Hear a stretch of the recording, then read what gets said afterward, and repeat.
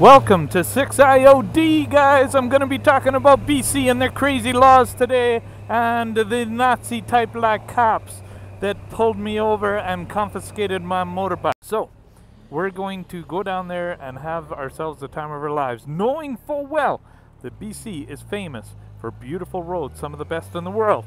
You guys have to check them out, but don't go fast because they're also known for some of the worst traffic police officers in the history of mankind, like Gestapo, like, I kid you not. So anyway, we're gonna go down there. Also, another bad thing about BC roads is RVs that are about the size of Motley Crue's tour bus, driven by 80-year-old retirees that, first of all, don't know how to handle the things, and second of all, they should never be on a road that size. So it makes everybody mad. Everybody there, the minute they get a chance to pass, just floors it because they are so sick of driving 60 kilometers an hour. It's unbelievable.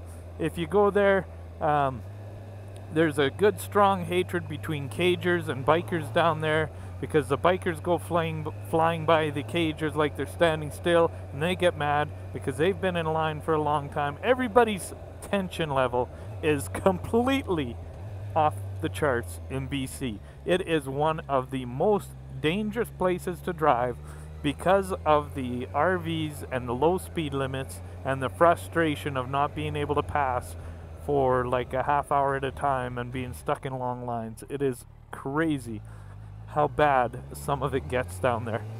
Okay guys, so I'm gonna go down and I'm gonna skip a whole bunch of things. You don't want to hear about my whole bike trip or anything. You want to hear about what happened to me, right? So we're pulling into Barrier. This is close by. We're on day 3 of our little expedition. We're just about at our turnaround point.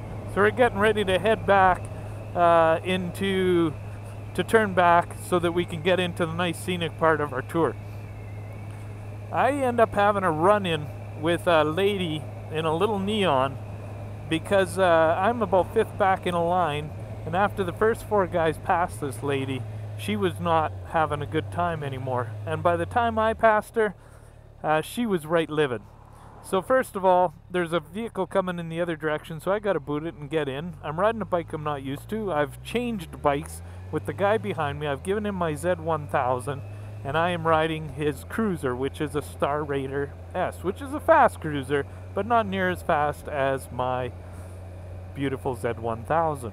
So anyway, this lady blocks me out and I can't get in, and there is an oncoming truck, and I have to pull in and pretty much cut her off because she sped up and closed the gap, which a lot of cagers do. You have to be so careful in BC if you drive there, guys, because the drivers are idiots and they should be ashamed of themselves, the cagers. I'm not saying all cagers, I'm saying the ones that are hotheads like this lady that would rather take a human life than sit back and let the person in. Anyway, so she closes the gap. I have to squeak in basically half of my bike on her bumper, and then she rides my bumper and starts giving me the finger in my rearview mirror and honking my horn and flashing her lights. I kid you not, she was freaked right out. I got out of there as soon as I could because I was freaked out. I did not want this lunatic on my back end. And I was passing, trying to keep up to the guy at the front and the other 4 guys behind him. He was a couple vehicles ahead behind an RV. I'm passing and I'm slowing down, and I think a group of 3 of us had passed at that time.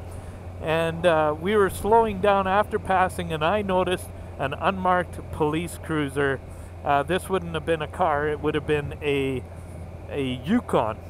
And so by the time he passed, I wasn't really doing, you gotta understand, it's only a 90 zone, so you're not going very fast. If you pass, you're doing excessive speed in BC, because excessive speed is 40 over. So 130 in this particular zone is where excessive speed came in.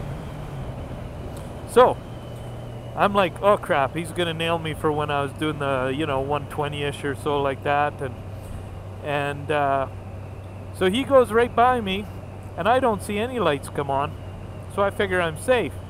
Nope, not to be, because the guy on my Z1000 comes up behind me doing the old woo, woo, woo. And I'm like, oh no, and I have to stop. because I've got his registration. So anyway, we get in, and sure enough, there's a roadblock up ahead. They have roadblocked us off. We are 7 bikers, and let me get this straight, guys. We are middle-aged family men. We are not crotch rocket racers that are blowing around trying to go crazy. We do the odd occasional high-speed little run when there's no traffic around or something, but nothing like that would put us in danger of losing our lives so that we have nobody to support our family. We're pretty mild, is what I'm trying to tell you guys. So anyway, there's a roadblock up ahead. I see my buddy who's been following the that's been following the RV. He's just about getting tackled off his bike, and this guy is literally pushing him onto the shoulder. Beyond the shoulder, there's like about a 40-foot drop. There's only a 2-foot shoulder. There's nowhere to go anywhere. So, and he's tackling this guy off. Apparently what he was doing was, I guess he was screaming at him to pull over, and my buddy was trying to pull over, and this guy was trying to knock off his, hit his kill switch while he was still in motion. He just about ended up knocking my buddy right off his bike. The other guys all pulled into line right away, and these cops all come running out. There's literally 6 cops, and they're running, screaming, they're yelling at us at the top of the line. Get off your bikes right now! Get your helmets off! Get your registrations out! Get out! Get down! Get behind your bikes! And they're making us put our hands out on the bikes, making sure we got, like, what do we got, guns hidden away in these bikes? Come on, guys, really? They've got their hands on their holsters on their guns with, you know how they flip up the little catches on all their guns so that they can access them quickly? And they are screaming, guys. They're going ballistic, patting down the whole 9 yards. They're going crazy on us. And I'm freaking out. Like, I'm shaking, guys. Like I said, I'm a law-abiding citizen. I'm middle-aged. I'm not used to this kind of treatment. So, yeah, I guess what had happened is the guy on the Z1000 behind me was passing a couple vehicles, dropped her down into 4th gear, and just floored it. And he got up to very close to 200 kilometers an hour is what the report said later. And then he told us that this guy was like getting his pilot's license and everything else. He's kind of insulting him. We're all trying to be calm because he's talking about, he's telling us now by this time that, you know, you might as well phone and arrange a ride or phone a taxi because you guys are going back home. We're taking your bikes. And we're like, what?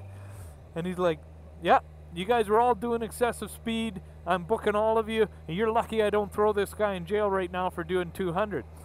And now all of a sudden the other guy in the back in the GSXR, he pipes up. He's like, what about me? I don't think you clocked me. You just about ran me over. And he's like, oh, I clocked you all right. I was just trying to get this guy.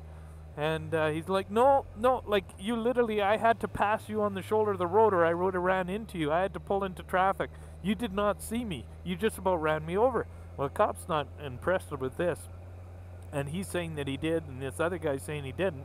And truly, this cop did just about run over the last biker in our group because he did not see him. He saw the other bikers and wanted to catch us, so he spun around right in front of this dude. So, anyway, that's what happened there. And and I finally had to interject because it was way out of control. One of our buddies asked if we could go over to the parking lot and just sit down there for a little bit because he was he was just asking to go somewhere safe because of the shoulder and the drop off and cars are driving by. A lady who tried to run me off the road later thanked the cops. That got the cops all upset. They got even more mad, saying, see, there's other people on the road saying how thankful they are that we're pulling you off the road. That just tells us what you guys were up to before we even caught you. And I'm like, you know, I settled the cop down. I was like, you know, we're all middle-aged guys. We got families. We're not trying to be jerks. There wasn't one single time we passed when there wasn't a dotted line.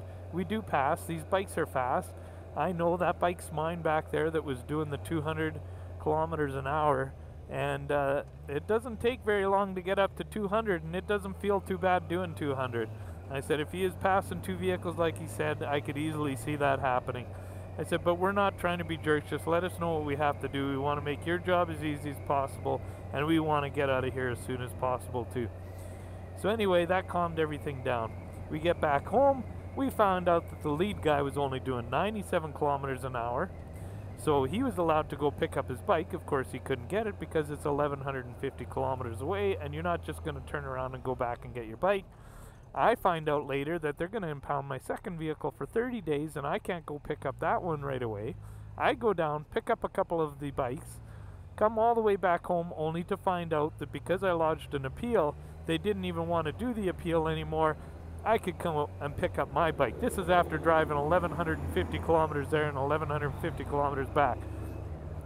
There is nothing constitutional about what the BC government and the police officers did to us that day. To this day, we still don't have anything that says what 5 out of 7 of us were doing. Sorry, 4 out of 7, because one of us wasn't speeding.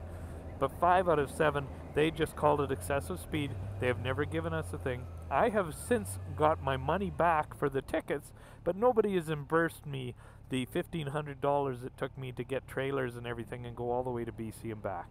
So guys, 6 is overdrive, a nice law-abiding citizen that I am, and I'm not saying that I haven't deserved an excessive speeding ticket in my time, but let's put it this way. In this particular case, I did not.